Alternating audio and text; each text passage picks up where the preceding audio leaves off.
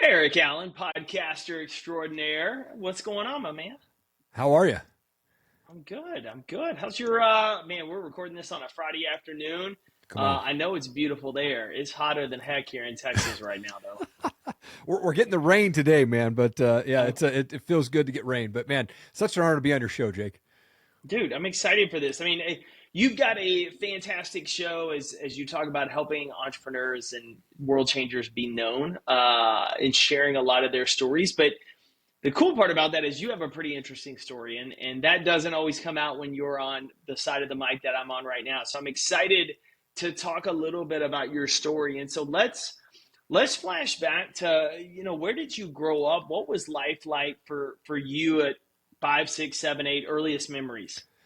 Yeah, I mean, I grew up in Tri-Cities, Washington, and thought I had a pretty typical household, childhood. We lived by a big desert, so played a lot of time out in the desert trying to escape the rattlesnakes that would run through. But went to Sunday school, played Little League. My dad would take my best friend Dave and I and literally throw us in dumpsters on a Saturday morning and say, go find treasure. And we did a lot of dumpster diving when I was a kid. And I never thought twice about it, man. I was like, this is awesome. Let's go do it. So we grew up doing a lot of that. And my parents ended up getting divorced when I'm 11 years old. And I think that's really where the change of trajectory of my life changed for quite a bit. My mom got together with a man who was very physically abusive almost immediately. I remember there would be times where I'd be playing in the backyard and I'd be looking through the window because they would be arguing and I'd see him hitting her in the head with a cordless phone when those are around. And my mom would call the police and they would show up and my mom would never press charges, right? And so it just didn't make sense to me. And then they did the smart thing. They got pregnant and decided to move us in the middle of my eighth grade year from Kennewick, Washington out to Stevensville, Montana. It was population about 1,200 people at that time. And of course, they rented a house on the outskirts of town, so there's even less people around there. But it was a beautiful property, 5 acres, two big ponds right by the Bitterroot River. But the house itself had 3 bedrooms. There was one for them, one for my little brother who's come months old, and one for my younger sister who's 4 years younger than me. And they said, Eric, you get to live in the garage. And so I literally had this half of the garage, a plastic tarp down the middle that separated my bed from the truck that would pull in. Luckily, my half had the fireplace, so I could stay semi-warm in the middle of the negative-degree nights of Montana.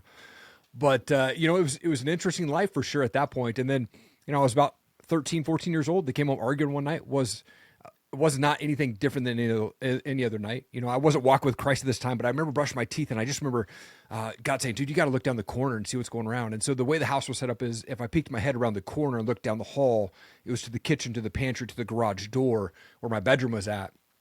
And it was in that pantry area that I saw this man on top of my mom just boom, boom, boom, punched her in the face. And I had 20 seconds of courage, I guess, and walked up and grabbed a cast iron pan and I swung as hard as I could and split the back of his head open. And he turned around, and as he turned around, I smacked him again in the forehead and split his head open. Didn't knock him out. I remember at that point him standing up over me, and he was yelling, and blood was coming out of his face. My mom jumped up and punched him like 6 times in a row, like Mama Bear. Cops finally showed up, took him to jail, and of course, my mom doesn't press charges again, so it's rinse and repeat cycle at that point. And that really set me on the trajectory of 10 years of being crazy lost in the world and battling addictions over the next 10 years of my life. Yeah, so talk about that. Was that really kind of for you watching that, right? Watching rescuing your mom and then only to see her not put him away, right? Not file charges, not escape. Did it become just a journey for you of medicating from reality, or what was kind of that part of the process for you that started to lead you down really the path of alcohol and addiction and all of that? Yeah, I think for me, I just felt rejected and abused emotionally. I was never physically abused, but emotionally abused, I would say. And having to witness that and then seeing it just continue, it would never change, right? And so I think I decided to get into something that would numb that pain without even knowing that I was doing that, right? I got into smoking pot pretty early on. I finished my freshman year of high school out there in Montana, moved back to live with my dad in Tri-Cities for my sophomore through senior year. And what he did was he rented a house for him and I, and he put 20 bucks in a cup for lunch money so that I had that for the week, and got me a bus pass so I could get to school and around town. He'd put Hunger Man meals and cereal and milk in the house so that I had food. And then he'd go stay with his girlfriend like most nights. I would only see him maybe 2 or 3 times a month in passing. And so kind of just felt like I was raising myself at that point. Got into, like I said, smoke pot before school, lunch, after school, and then by the time I was 18 years old, I actually got arrested for having a bong, which is really funny. Now it's illegal in the state of Washington, but in 1998 when I was a senior, it was not, and I had to go to Dayton, Washington, and put on a black and white Jane King, outfit, bright orange slippers, and spend a night in jail, and didn't learn my lesson. Of course, and then 2 weeks after I graduated high school, I just woke up to a Post-it note in the bathroom mirror that said, "Hey, you can't comply with house rules. You have 48 hours to get out." And so from there, I moved 21 times between the ages of 18 and 21, including a move to Seattle with $100 in my pocket. And I was basically living off credit cards. So by the time I was 21, I was $28,000 in debt, and then it ended up filing bankruptcy at that point. And still battled addictions. Landed a job with Universal Records, which was my dream job. I was just behind the scenes guy. But it allowed me to live a rock star lifestyle without being a rock star, which is not good when you're battling addictions already, right? So I was going to Yep. 2 to 3 concerts a week and had an open tab and hung out backstage with rock stars and did that for about a year. And then Napster came and it really hurt the music industry. And I was a low guy on the totem pole and got let go, and ended up working at Starbucks as a shift night manager.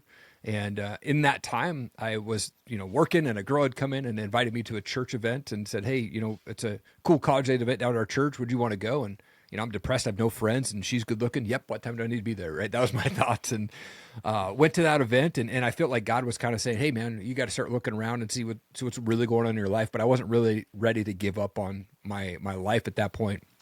And it was about a month later, it's Easter 2004, and woke up after a night of partying and hanging out in my buddy's basement, surrounded by 15 other dudes, and just felt God so clearly saying, "Dude, you're going down this path that's going to end your life real quick if you don't start making some changes."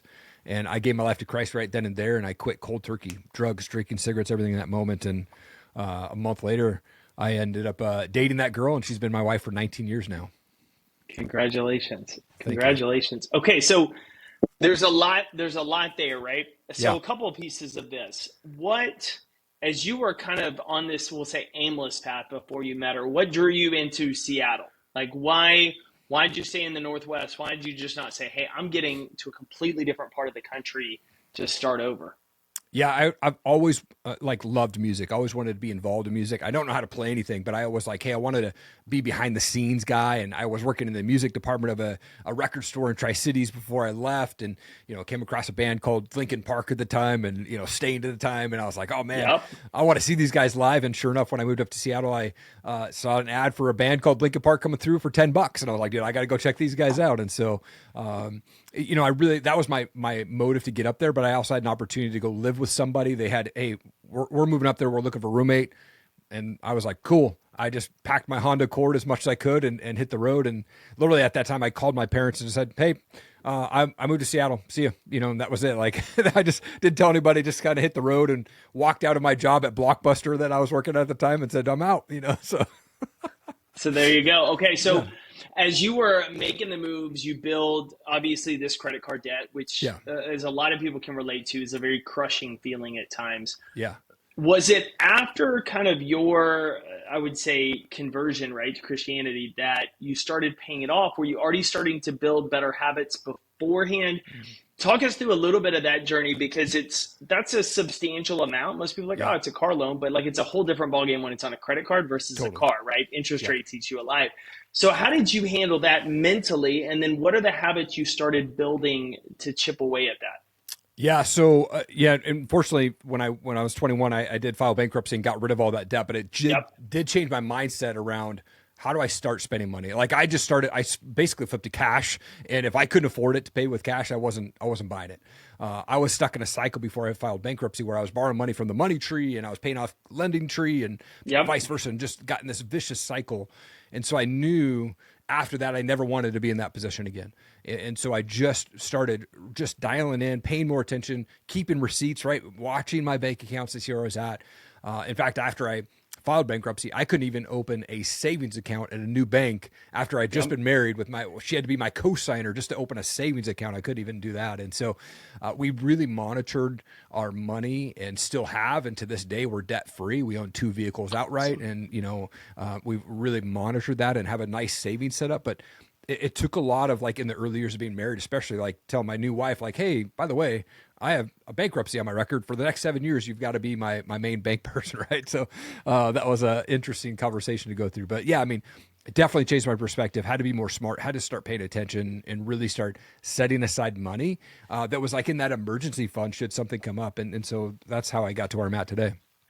Yeah, well, and to your point, it's the awareness that allows us to start changing behaviors, which I would Yeah, imagine also played into when you decide to go cold turkey, right? That yeah, destroys a lot of folks. And it's funny, totally. one of the guys I talked to recently had done the same thing. So talk about that because it's probably similar from a habits awareness environment standpoint that you had to start being really intentional with. What were those steps when you woke up that morning?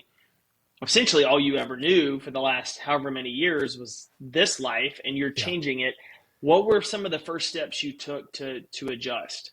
Yeah, for me it was acknowledging that I had a problem, and I actually called up all my buddies that I had been out there partying with. I was managing a band at that time, and said, "Hey guys, I think what you're doing is awesome, but for me, I got to get healthy. I got to step away from this party scene. I got to step away from drinking and drugging right now." And what I did was I replaced that environment. So I found men that were in the church that I was invited to that had great marriages. They were great entrepreneurs. They were great, employers, employees, right? They had great walks with Christ. And way pre-podcast days, I would take them out to Starbucks and I would sit them down and say, "You're living the life that I want to live. Like, how do I do that? What do I need to do to live that life?" And so I had to change that environment. And then I just sought help. I sought mentors, right? Like, what do I need to do to live the life that you're doing? Because that's what I want. And it was through those conversations that I got books recommended to me and different, men's groups that I was able to join, and just having those, being around that positive environment. That's what really helped me get on the path. It was a change environment, and then start filling that void with mentorships and mentors in my life. Did you struggle with, I wouldn't call it imposter syndrome, but really like, why would these folks take me seriously? Like, who am I to Totally. hang out in some of these rooms? And the reason I ask that is looking at it today, Mhm. you've had some very powerful entrepreneurs and leaders on your podcast. And that can Yeah, even still be the same conversations anybody listening has when you interact with somebody who you see as successful. You can tend to put them on a pedestal as totally. they're like somebody else, as if they don't put their pants on the same way, right? One leg at a Yeah. time. But especially when you're coming from where you are and you talk about like a rock bottom, Hmm. it's really hard to look at, hey, I want that, but I'm nowhere close to that. Talk to me Yeah. about that mental, I would say comparison, but sort of that imposter syndrome feeling that you went through, or maybe you didn't go through during that process. Yeah, I think I just like came approached him from a humble perspective, like saying, "Man, I don't know anything about what I'm getting into. I don't know what I'm asking you about. I just know that I want to change my life from what I've got Yeah. to what you've got." And it took a lot of shame and guilt really attacked me, I think, emotionally when I first gave my life to Christ, and just felt bad in that guilt for my past and things I've done and all of that junk that I went through.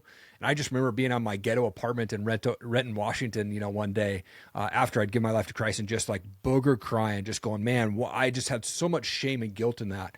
But I think when I approached these men in the church, they were like open arms. They're like, "Dude, we hear you. We see that you want to change. We see that you want to be involved, and you want that change, and let's do it." And so I was able to connect with a lot of great men, and even part of the lead pastor's men's group for quite some time, and Okay. just really just sought out those guys, and didn't come to it from like, "Man, they're better than me," but I just came out and said, "Hey, you guys are living the life that I want, and I want to understand how to do that, and how can I get rid of this stuff, right? How can I start living the life that I should be?" Okay. Cool. Very cool. Okay. So let's start flash forwarding because as you get married, y'all are paying off this debt. You're changing your life and how you're showing up. Yeah. And at some point along the way, around I think 2019, you launched your podcast. But before that, what were some of the seeds that started getting planted in your life that you were like, I want to create something bigger than just me? Mm. I think I've always had an entrepreneur sort of mindset, just around like, hey, I want to be able to make a bigger impact. I want to be able to not ask for permission when I'm at a job, Yep. right? I want to be able to take the action to do that. And so, early age, 18, 19 years old, I was getting recruited to network marketing companies and things like that. And it was always intriguing to me, but never quite like stepped fully into it. And then actually in 2012, came across, my wife and I were sitting around, and I was like, "Hey, we should start an MMA apparel company," because Tap Out was kind of on the rise at that point. And Yep. so I said, we can do that. And so we launched a company called Top Rated MMA, had no idea what we were doing, didn't have a business plan together. I just bought a bunch of shirts and said, they're going to fly off the shelf. They did not, but that was our idea, and I mean, we were selling them literally out of our trunk. I was going to Yep. local MMA events and setting up table. I paid $500 to a UFC fighter to stand at my booth and wear my shirt so he could, get some more promotions. And did that and just wanted to step into that and feel like I could make an impact through my own efforts and not just rely on someone else's, W-2 position, right? And I've always been a W-2 employee, but I've always Yep. wanted to try to step out of that and find that sort of niche that I was passionate about and stepping into. And so Top Rated MA, I did the apparel thing for 3 years. And then 2017, I launched the Top Rated MA podcast, ran that from 2017 to 2021, but did launch the Erik Allen show in 2019 as well. So I ran both shows for 2 years, and it was pretty wild. But yeah, I've always had this dream and this drive to, one, make an impact, and number two, be that entrepreneur that I can provide for my family, but also like help other people go down that or maybe gone down that same path that I went to and get out of that rut. Well, one of the things I love about that just overall approach that a lot of people maybe get tricked into believing today is it's got to be an either or, right? You either got to be Right. all in on entrepreneur, all in on W two, and you're like, there's actually a way to blend both worlds, right? Yeah. You've got that, but you also have outlets that can be profitable to do things that bring you alive. So in the world now and the work you do, what do you find the most fulfillment in with your show? And really, what are you hoping to accomplish now, 5 years into it, every time you sit down and hit record? I think the one thing I love to have my guests talk about is their journey, right? Like, and I've shifted the focus of my show the last 4 months. Where early on in the days, I had Ed Milet on as episode 12, and then with Sean Whalen, episode 8, and it kind of took off from there with John Gordon, David Meltzer, et cetera, all those guys. But over the last 4 months, I really, as I'm doing the show, it's great. I was helping people. Hopefully, listeners would be reaching out saying, "Oh, I love that show," or "That was a great tip."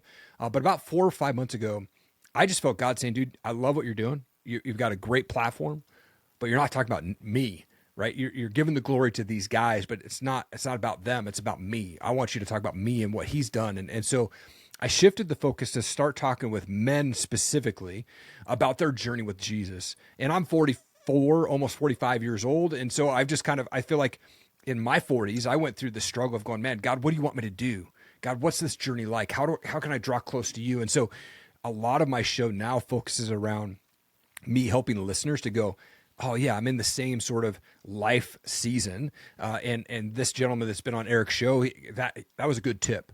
How can I change my life? And like I spoke to a pastor that the show dropped today, where he talked about, he made a covenant with God that said, God, I'm not going to wake up and look at my phone and social media and email and text right away. I'm not going to do that until I've had my quiet time with you, my prayer time with you. And I thought, man, I never thought about doing that. But as soon as I talk with him on my show, I implemented that on my own life, and it's been a game changer. And hopefully, other listeners are like, man, I love the new focus of your show, and that's a great tip. So I'm hoping that the new focus of my show is impacting men especially, but I think it'll also give some tips to women of like, hey, this is maybe what my husband's going through, or maybe this is some struggles that they've battled with.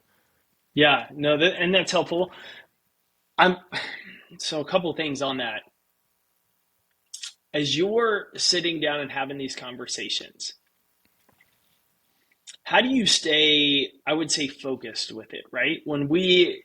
How do you stay focused with where you want it to go now without, I would say, what you did and where you came from in terms of how you started the show and the MMA and some of the early entrepreneurs without completely being like, oh man, I did that then. I'm doing this now. Should I go back? Do you ever have those moments like when you make hard turns in life where you're questioning, should I go back? Is there a way to go back and still go forward? Do you ever struggle with that? Because you've made some pretty good pivots Yeah. along the way in life. I think there's always a thought of like, oh, do I go back to the other way because I had a bigger audience, or do I go back to the other way because I might have had bigger names on my show or Yeah. whatnot? Um, and when it comes down to it, though, it comes down to me in my prayer time with God and just going, all right, God, I'm trusting you that you've put that on my heart. I'm trusting you that you've opened the door for me to have this conversation. I'm trusting you that you're going to make the right person hear that one thing that's on that conversation, impact them and change them and focus on them. Right. And so I think we can move on from our past, right? I don't want to be sitting in victimhood, right? I want to always be Yeah. changing, always be getting better. One of the things that Ed talked to me about was CANI, CANI, constant and never ending improvement, right? And so I always want to be able to do that. And if I reflect too much on the past, then it can hold you back, right? So yeah, I acknowledge the past happened, but I'm ready to hey, let's go, man. I want to grow more. I want to grow every day. And I'm genuinely interested in the conversation that I have with my guest and saying, not only can it help me, but who else can it help, right? And so I know that it's helping me. I know it can help somebody else. One of the things you do really well, not only on the interview side, but in person, we got to hang out at the Impact Driven Leader Conference that our mutual friend Tyler had, and I had Yeah. the chance to speak at, and you emceed, is being present in that moment, which is the it's the hardest thing, right? It's the hardest thing is I would say, especially when like right now, you and I are doing this online. I'm looking at the camera to look at you, but at the same time, I'm looking down to look at you Yeah. versus the in-person sit across the table. You're like, hey, let's have a chat, have a coffee, whatever. And so being present is something I think you do really well. Thank you. Where does your curiosity though come from? I think my curiosity comes from I never want to be the smartest guy in the room. I never want to be the guy who knows everything. And I genuinely think that men need to connect with other men. Iron sharpens iron, right? We need to be able to always be learning. And so I'm always curious, how can I tweak even a little minor step in my every day that draws me closer to God, that helps me to be a better husband, to help me be a better father, to helps me be a better podcaster or better entrepreneur. I'm always looking to improve. I never want to be stagnant. So my curiosity definitely comes from I want to be better, 1% better the next day. I want to be better, 1% better the next day after that, right? So always be improving. And I think you talk about that a lot in your Compete Every Day book, right? That's something that I take to heart, man. I always want to be getting better. And I think the way we can do that is being curious, ask the questions, right? To the right people and seek wisdom from folks that are doing the things that you want to do, right? And that's what'll help you get on the right path. Okay, so I got one for you that I love. It's been asked to me a couple of times lately, and I've just really enjoyed it. What's something you're doing right now that myself or our listeners should be doing? I think for me, something I'm doing right now is I would say, the covenant that I made with God is waking up and not looking at our phones. I think that's a big thing for a lot of folks. I did it for Sweat very long. before screens, as a lot of people know it as well. Right? Yeah. So I think I approach the day with gratefulness. I mean, immediately as soon as I open my eyes, I'm saying out loud without waking up my wife, but saying, "Thank you, Jesus, for another day to see and hug and hold my kids and my family." Right? My kids and my wife. Right? And that's the first thing that comes out of my mouth. It's the first thing that I do.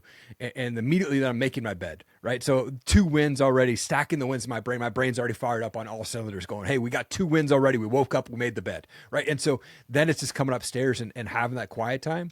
And so I think the things that I'm doing right now is, one, being grateful, but then counting those as wins that I did wake up and start checking off those wins early on.